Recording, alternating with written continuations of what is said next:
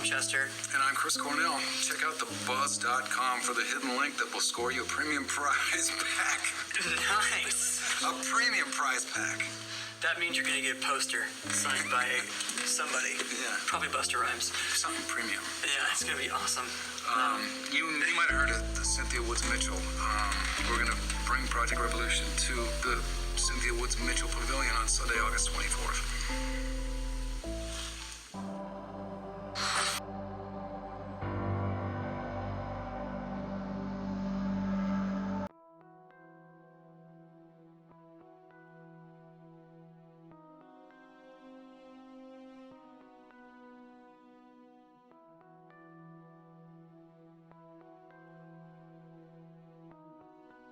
I get a lot of mail from some kids, and sometimes I get to read them before, like, I'll meet a kid and I'll know that they're coming back to a show.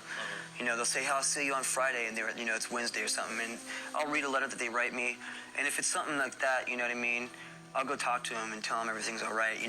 Sometimes, in a lot of cases, our kids write us and they really open up to us and tell us a lot of things that they won't even talk about to their closest friends or their family, and I think they do that because they probably think that we might not read it, or if we do, they probably won't see us again or something, and they won't have the time to, who knows what the process is behind it. But,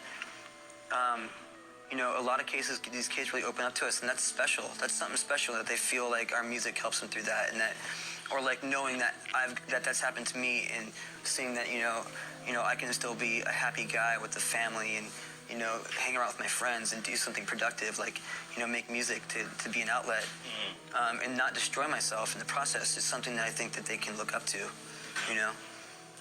So I think that that's something that also kind of, because we have this really great open kind of idea behind our lyrics, people can take those things and really attach them to any part of their life.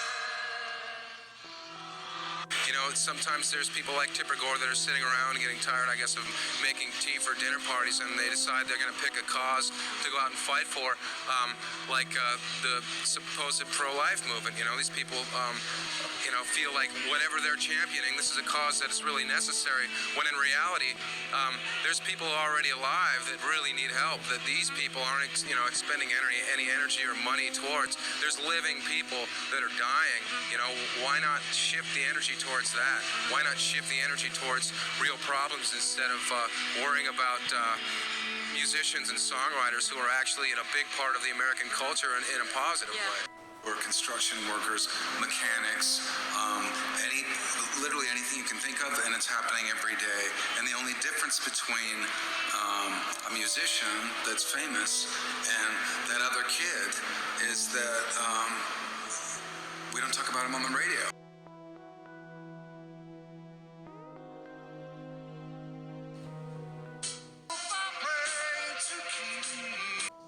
Life is so weird. Yeah.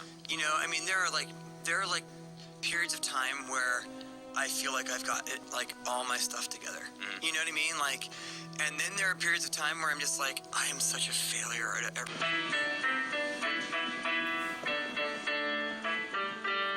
How about a little Mary Had a Little Lamb? Yeah.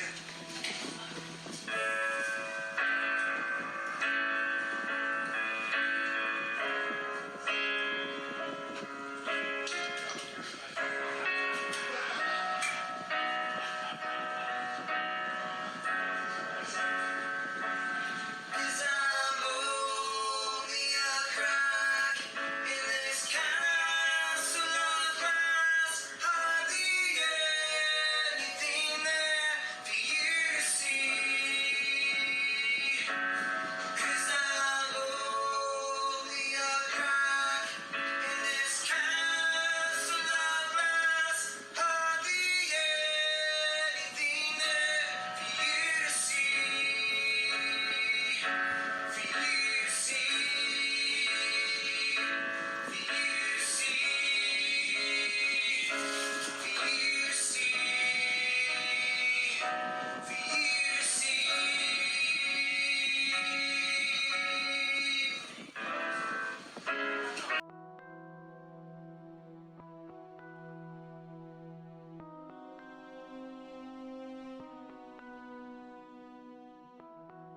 Really, at the time that Soundgarden first started, it was just three of us. It was me and Kim Thile on guitar and Hiro Yamamoto on bass, who had become my roommate.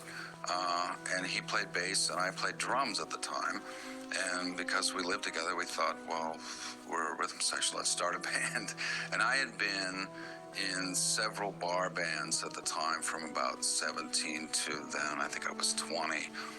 And I had this idea or this ambition that if I were a fantastic drummer and just focused on what I did and was very great, that some fantastic band that wrote great songs would knock on my door and say, come be in my band. And I had this image of some band like U2 at the time, which was, they had put out, I think, 3 records, and I thought that this is what I'll be and this is what I want to do. And I was in several bands, and it was just one bad band after another. No one was writing songs I liked. It wasn't music that I liked, really, and I came to the conclusion, I think at the same time as Kim and Hiro, that if you want a band where you're playing music that you love, you just pretty much have to start it yourself. And we did that, and I started playing guitar right at the same time, picked up the instrument strictly just to write songs on it. Knew nothing about the instrument, just started writing songs immediately, and we wrote 15 songs, I think, in a couple weeks, and became a band that way, just, and did it. We were then a band playing music that we liked, and I was singing from the drums. Most of the songs, and Hiro sang some of the songs, and that was kind of the beginning of the idea. Also at the time, this was 1984, the very beginning, it was actually a very strong time in the U.S. for independent rock music. And all the records that I bought in like mom and pop stores that sold only indie music. And my ambition really at the time was to be part of that hopefully at some point somebody would let us make a record. And that was really the focus. What's up, I'm Chester. And I'm Chris Cornell. Check out thebuzz.com for the hidden link that will score you a premium prize pack. Nice. A premium prize pack. That means you're gonna get a poster signed by somebody. Yeah. Probably Busta Rhymes. Something premium. Yeah, it's gonna be awesome. You might have heard of Cynthia Woods Mitchell. We're gonna bring Project Revolution to the Cynthia Woods Mitchell Pavilion on Sunday, August 24th. I don't know if anybody out there can relate, but I have a hard time with life. Sometimes. Right. Sometimes it's great, but a lot of times for me it's really hard. And no matter how I'm feeling, I always find myself struggling with certain patterns of behavior. I find myself stuck in the same thing that keeps repeating over and over again. And I'm just how am I in this? And it's that moment where you're in it, and then you kind of separate yourself from that situation, and you look at it, and you see it for what it is, and you're able to then do something about it. You've now broken out of that circle, that cycle. And are you kind of, because the first couple of lines on the track make me think that you are overthinking things in your life? Is it you're it could be. I mean, honestly, there's so many circumstances that for me that relate to this situation, but I know that for me, when I'm inside myself, when I'm in my own head, it gets this place right here, this skull between my ears, that is a bad neighborhood, and I should not be in there alone. I can't be in there by myself. What are you talking about? It's insane. Crazy, man. It's crazy in here. This is a bad place for me to be by myself. And so when I'm in that, my whole life gets thrown off. If I'm in there, I don't say nice things to myself. There's another Chester in there that's wants to take me down. And so, and I find that it could be whether it's substances or whether it's behavior or whether it's depressive stuff or whatever it is. If I'm not actively getting out of myself and being with other people, being a dad, being a husband, being a bandmate, being a friend, helping someone out.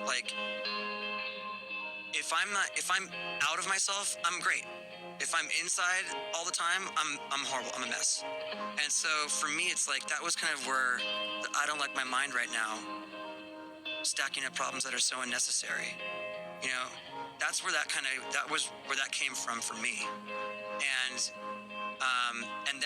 but it's the moment where it's like realizing like I drive myself nuts, like actually thinking that like all these are real problems, like all the stuff that's going on in here is actually just I'm doing this to myself, and regardless of whatever that thing is. And so this is that like conscious awareness of that thing, and like when you can step back and look at something, like you're actually elevating yourself consciously, like you're enlightened at that point, right, to a certain degree.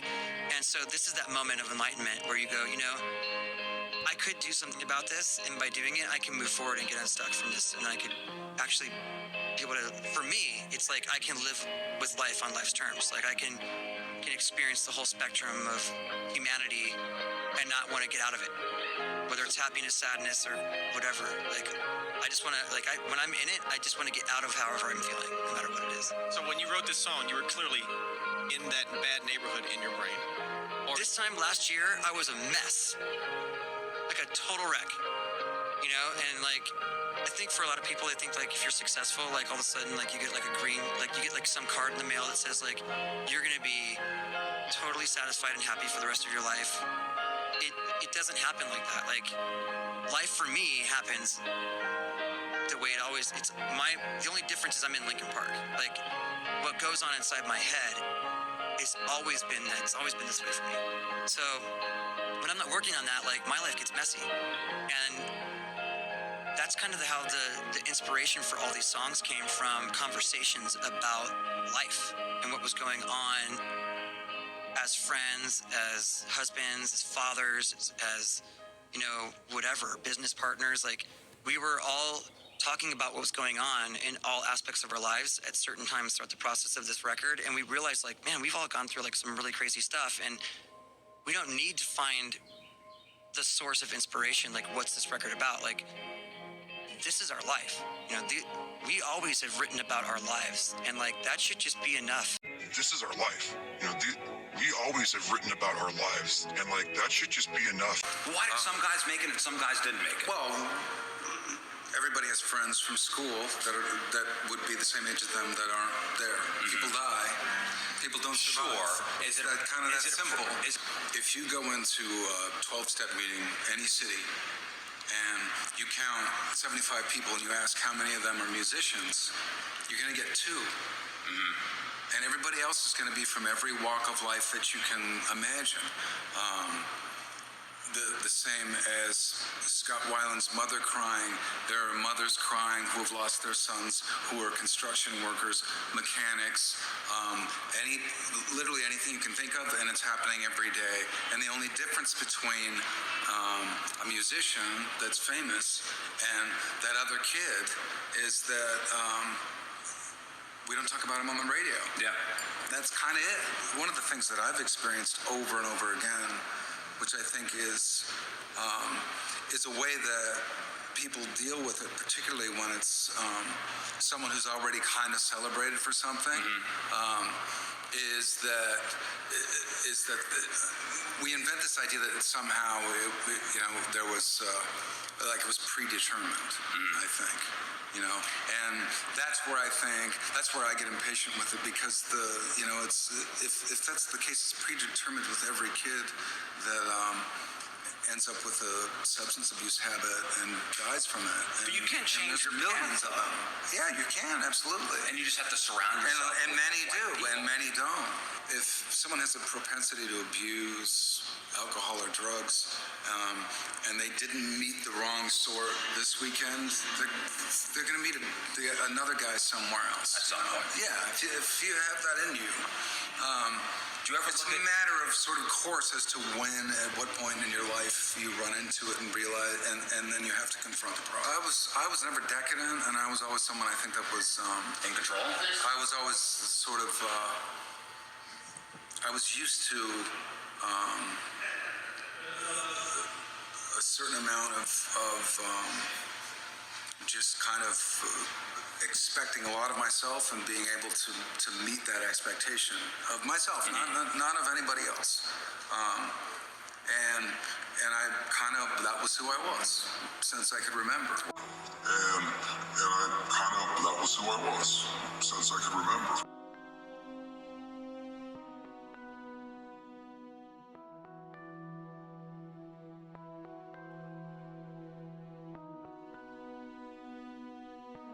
What is the address of the emergency? 1777 3rd Street, the MGM Casino. I have a non-responsive guest in the hotel. It's going to be a 50-year-old male inside of room 1136. He's not breathing.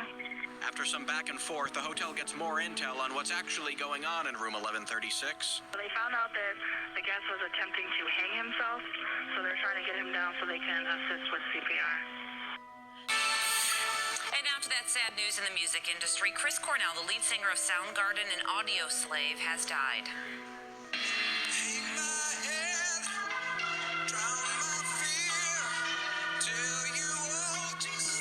On a statement, a representative for the band says Cornell died last night after a show in Detroit. He called the death sudden and unexpected and said Cornell's wife and family were shocked by it. The statement said that the family would be working closely with the medical examiner to determine the cause and asked for privacy at this time. This morning, we noticed Elton John, also Las Vegas Strip headliner, tweeting this morning, shocked and saddened by the sudden death of Chris Cornell, a great singer, songwriter, and the loveliest man. Cornell was only 52 years old. Guys, some have questioned the timeline surrounding when help arrived for Cornell and if he actually killed himself. Police say an exhaustive investigation found no holes in the timeline or anyone's stories, but what we learned today, if the bodyguard is to be believed, hotel security and protocol delayed anyone from getting in that room. The 7 investigators obtaining the 911 call in rocker Chris Cornell's death, a glimpse into the early hours of the tragedy and how the hotel responded, and CPR would ultimately fail. Action News also reviewing investigative reports which confirm what went down at the hotel room that night. Cornell's wife, frantic after talking to the singer, calls his bodyguard on site. That bodyguard went to the hotel room. He kicked down 2 doors to gain entry. He told officers he saw Cornell on the floor with the band around his neck. The Wayne County Medical Examiner ruling Cornell's death a suicide by hanging. And in those reports, we also learned that the bodyguard spent precious time going back to his room asking security to come open Cornell's hotel room, but they refused because it wasn't his room. A while later, he knocked down the door. The bodyguard also says life-saving measures went on for almost an hour before Cornell was pronounced dead.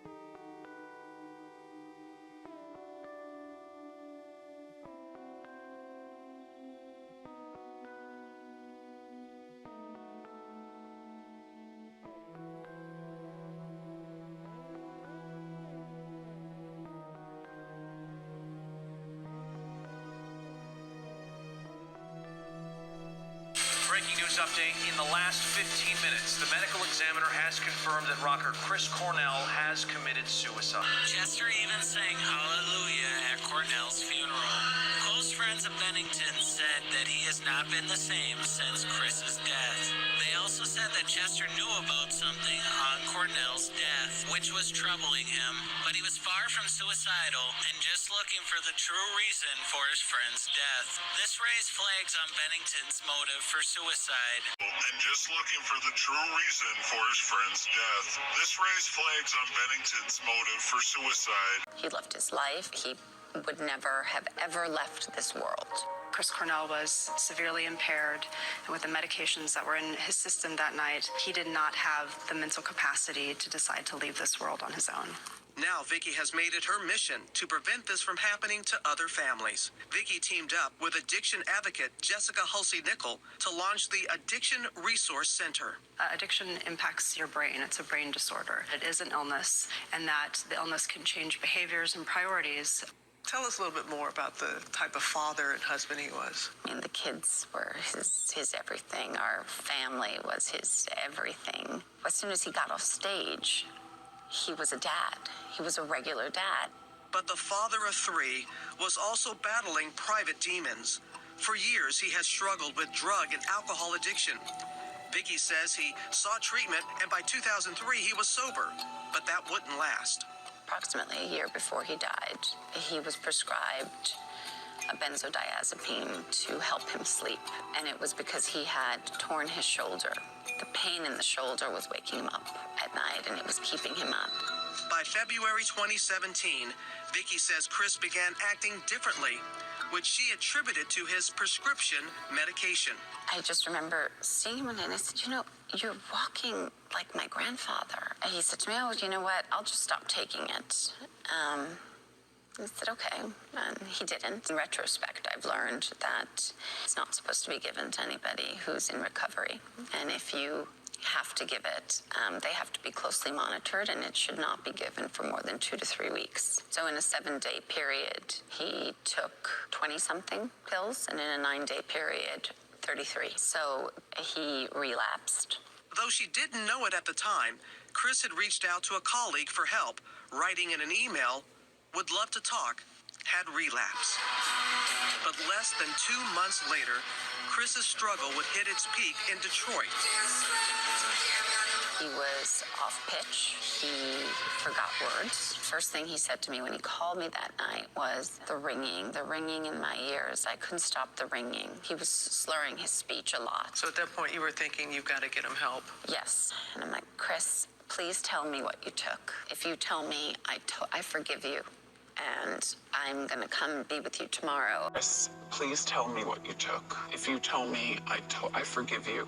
And I'm going to come be with you tomorrow. News broke yesterday that Chris Cornell, the lead singer of Audioslave and also, of course, Soundgarden, had passed away. He died in an apparent suicide, and we're still waiting for more details on this story.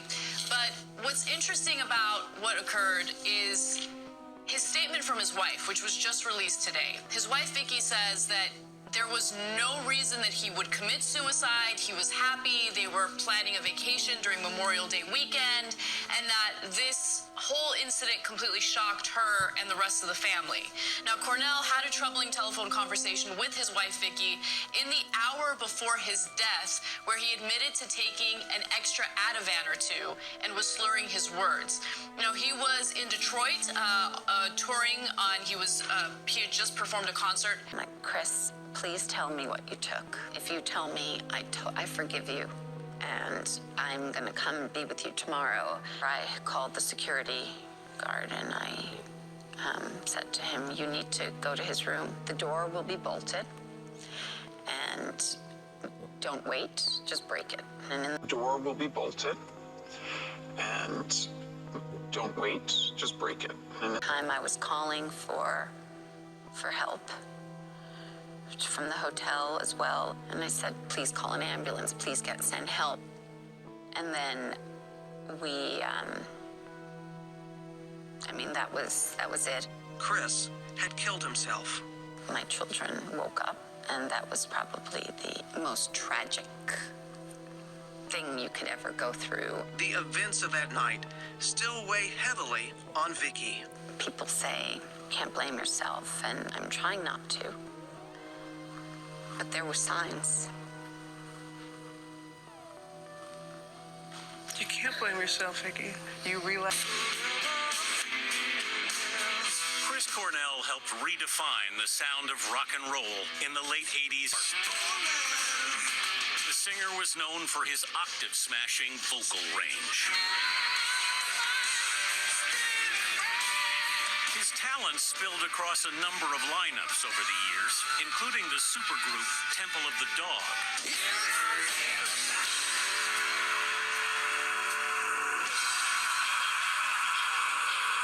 And a 7-year run with former members of Rage Against the Machine in Audioslave. Exactly. It's exactly in the works. Last month, he told me he was working on a new Soundgarden album. And how far away is the new Soundgarden album, do you think? One of the things we did when we got back together was decide to never put a clock on what we do, which I think has been really helpful, and it just always being a positive experience. And in the studio that day, he performed an acoustic version of perhaps Soundgarden's best-known song, Black Hole Sun.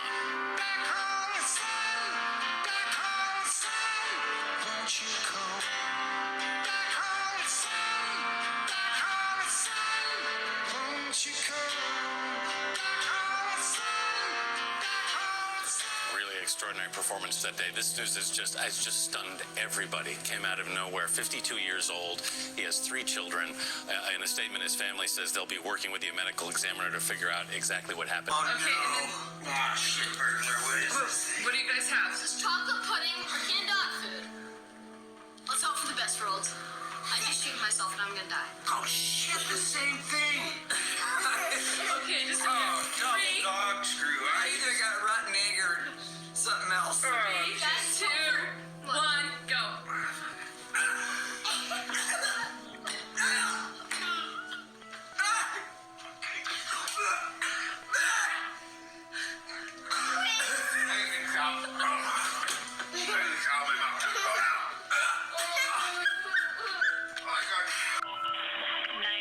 Emergency. Hi there. I'm working. I'm a driver, and I just got to the location, and his housekeeper came out and said that he unfortunately killed himself. Okay, so the person came out and said somebody is in fact just killed themselves. I haven't seen him. I'm sitting in the car. His housekeeper came up to me and said that she found him dead. Okay, stay on the phone. Okay, is she able to talk to see if there's any kind of breathing or anything like that? Yeah, I asked. I said, is he cold? Is he warm? And she said, no, he's dead. He's been hanging, and she's talking to his wife right now. Okay, stay on the phone. I'm going to transfer to the fire department. Stay on the line, okay? Thank you. PD 7 Lincoln 11, 7 Lincoln 12. County Fire is 3. Hey, lady went to transfer, sir. Go ahead and talk to her, okay? Okay, cool. Yeah, so I just got on location. I'm a driver. We're trying to pick up, and his housekeeper came out and said that he unfortunately killed himself. He hung himself. He's in his room. Okay, what's the address where you're at? Are you at a home or an apartment? It's a home. And what city are you in? Palos Verdes Estates. Okay, and do you know the closest cross street there on the corner?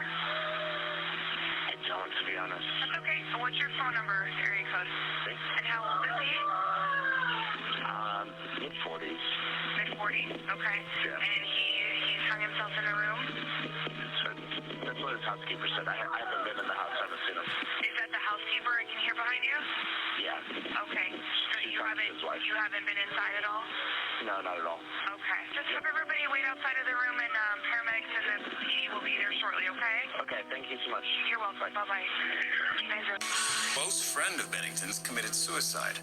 Fans and friends of the singer have been filling the internet with tributes. His bandmate, Mike Shinoda, was one of the first to tweet, saying shocked and heartbroken. But it's true.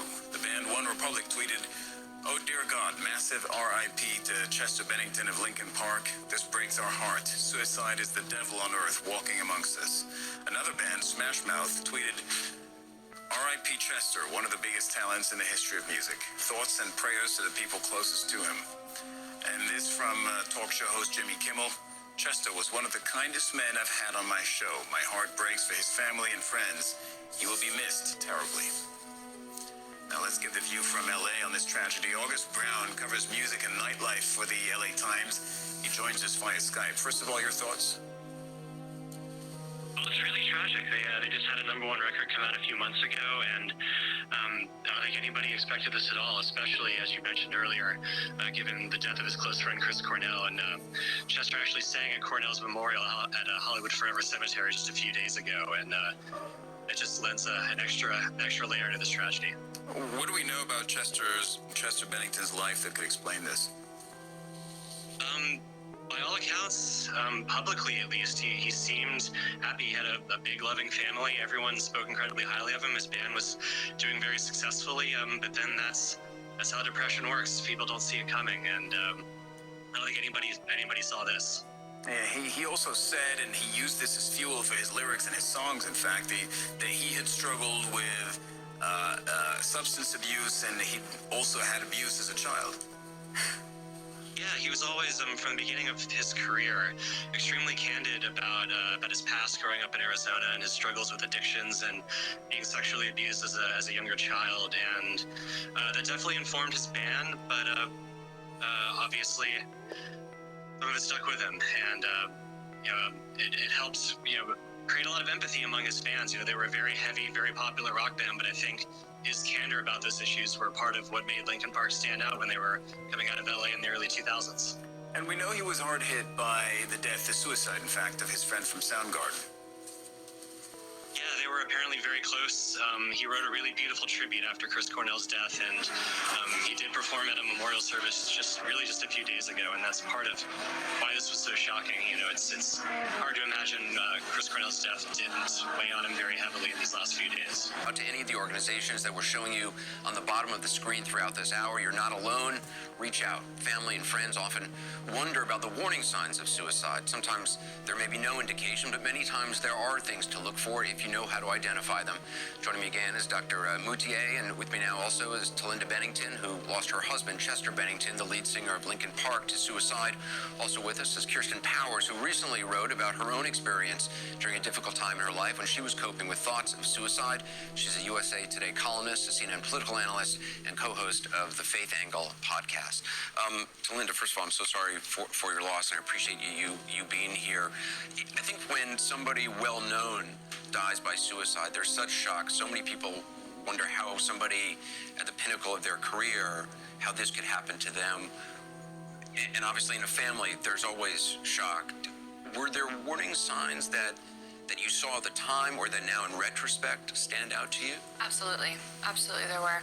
I am now more educated about those signs, but they were definitely there. The hopelessness, the change of behavior, isolation, that was all part of our daily life. It's sometimes some signs were there more than others, some signs they weren't there at all, as the case right before he passed.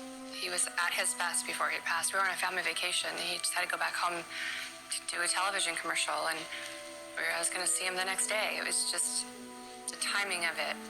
He had been in states of depression before, and he had past attempps. This was not a time where any of our families suspected this to happen, which is terrifying, because it could happen at any moment. Those thoughts.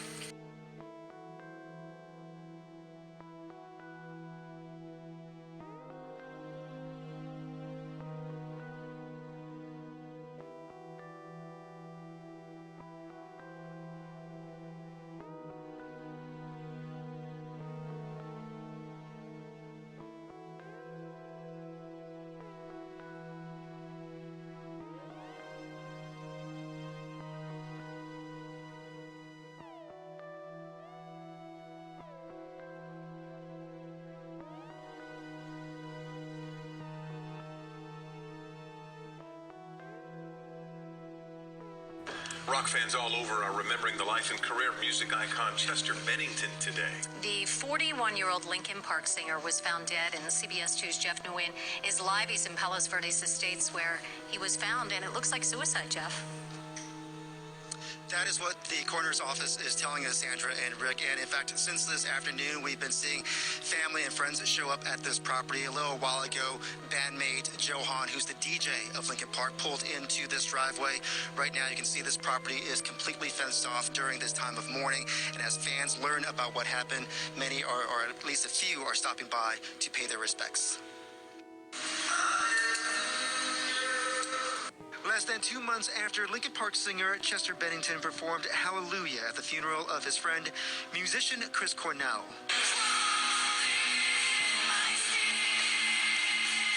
Music fans are mourning the loss of Bennington's high-pitched screams that often showcase the anguish in his lyrics.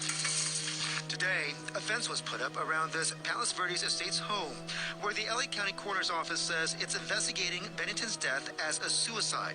Dave Myers says Bennington and his family moved into the neighborhood about 6 weeks ago. Very good neighbors. Bandmate Mike Shinoda spoke on behalf of Linkin Park with a tweet saying, "Shocked and heartbroken, but it's true." Why wasn't anybody there for him? Today, at CBS radio station KROQ, Bennington was the subject of a tribute in which callers shared their sorrow with on-air personality Stryker, who says Bennington grew up in Arizona, but Linkin Park formed in Southern California. They were our friends musically. We watched them grow in every single way. I'm just totally crushed. I heard heard the news and I couldn't move off my bed. Bennington had been open about drugs and alcohol addiction that had fueled many of his hits. And in May, he was one of many rock stars who paid tribute to Soundgarden singer Chris Cornell, who committed suicide. I think he was beyond crushed by Chris Cornell. Today is Chris Cornell's birthday, but who knows how much that had to do with this terrible tragedy. I think he was beyond crushed by Chris Cornell. Today is Chris Cornell's birthday, but who knows how much that had to do with this terrible tragedy. Of Chester Bennington, boarding pass from the flight he'd taken from Phoenix the day before his death. I don't suffer from depression. I never have. And watching my husband go through it, I had no idea. I could not relate. And over the years, I learned, I educated myself to the best of my ability. However, I did not understand the severity of his thoughts. He shared them with me. We got him help. And everything happened at a time I can't stress enough. And we thought everything was okay. It was just took us by surprise.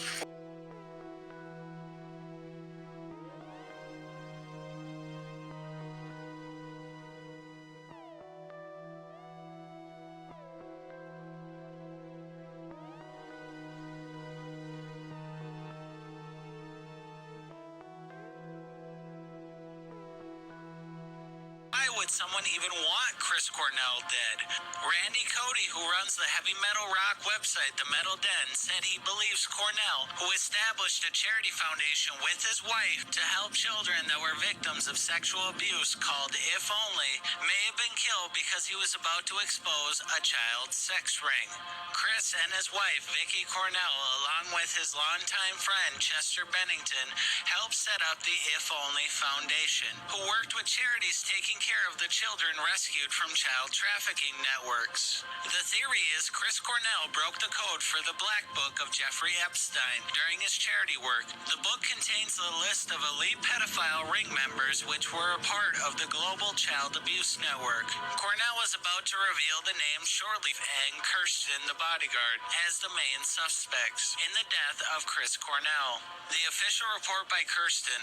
I told Vicky that they wouldn't come open the door, and she told me to kick it open. I did. Upon entry, I found the bedroom door locked. I called the hotel operator and told her that I needed security to open the bedroom door. They refused again. I told them that I'm going to damage the hotel room, and they need to send security, call 911, and call an ambulance. However, the lock that was busted on the hotel room door was very sturdy and shouldn't have been taken down by one man without help. These are meant to keep events like this from happening in the first place. Vicky was put under suspicion when she was so quick to convince that her husband's death was a suicide, when there were so many reasons why it could have been a homicide. She also cremated Chris's body very shortly after his death. This has caused her to get a lot of backlash on the internet. Vicky Cornell said the Wayne County medical examiner wrote in the autopsy report that drugs didn't contribute to Chris's death, which she claimed was completely misleading. Chester killed himself July 20th, 2017, on Chris Cornell's 53rd birthday, and just 2 months after Cornell's death. Chester and Chris were very close friends during their lives. The two vocalists have something troubling in common: pedophilia. Chester was sexually abused as a child by a family friend for 8 years, and the two counseled each other through their issues, making their friendship even stronger. The band had started off being called Zero. Then after they released their first studio album, Hybrid Theory, Chester suggested they should rename the band Linkin Park because he claimed he used to drive by Linkin Park in Santa Monica, California. The rest of the guys in the band said that they also liked the name, but there is a different story some conspiracy theorists say. It was discovered that Linkin Park was actually a military base engaging in a cooperative effort with the CIA to experiment on abducted and trafficked children using MKUltra mind control. Many children in Linkin Park were sexually abused and killed, but this sounds like it's coming from nowhere until you look at some of Linkin Park's symbolism.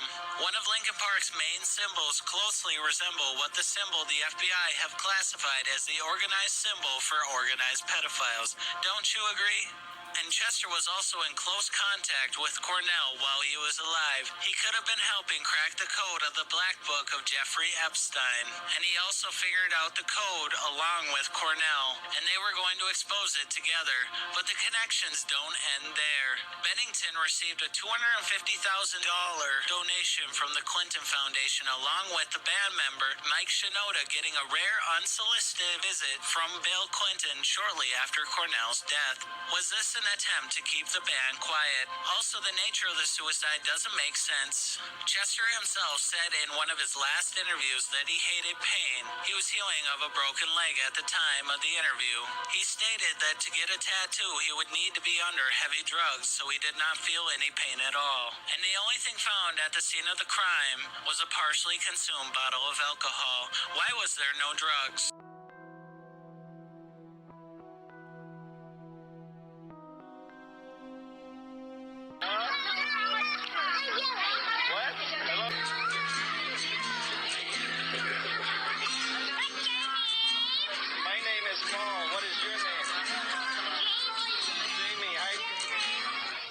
Paul Myhill. Ever since I was a young man, I've been a world traveler. As a kid, I was a fast tracker, plunged headfirst into entrepreneurial ventures. With all the success, I was losing a sense of significance, my place in the world.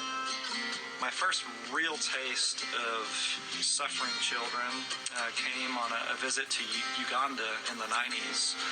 A little girl named Peace, 2 years old, as fragile as balsa wood, was suffering from malaria, had lost her parents to AIDS.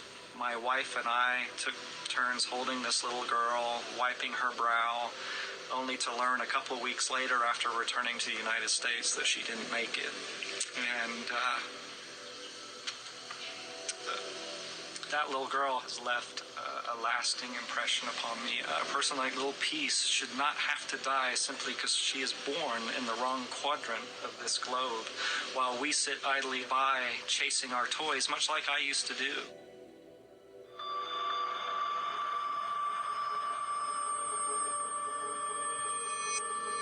There's a fair amount of places around the world where we put ourselves in a fair amount of risk.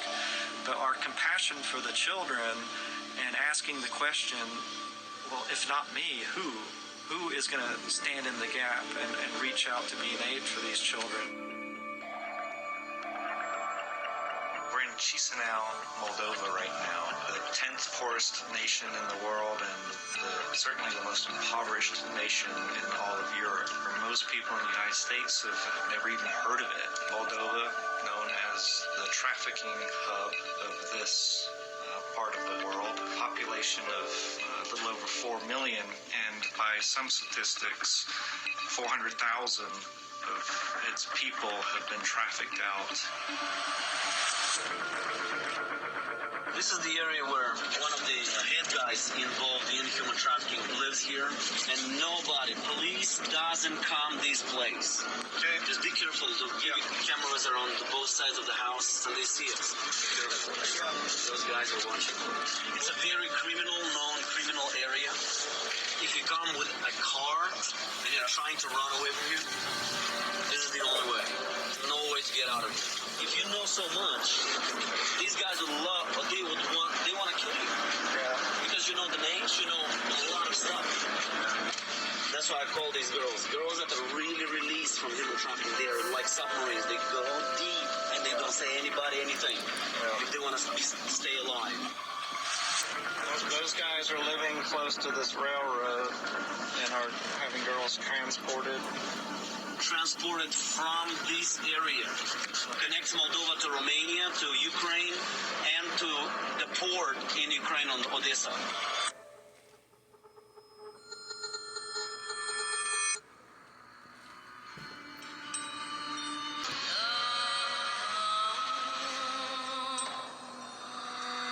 The Turkish mafia basically rented a whole hotel. There is nobody that is immune. Another offensive name, but the truth is that everything that goes on this street and many like it in Bangkok is truly offensive. There's 50 girls at 6 in the morning? Yes, sir. Now happy hour. Happy hour, the first room. No photo, no photo. Don't have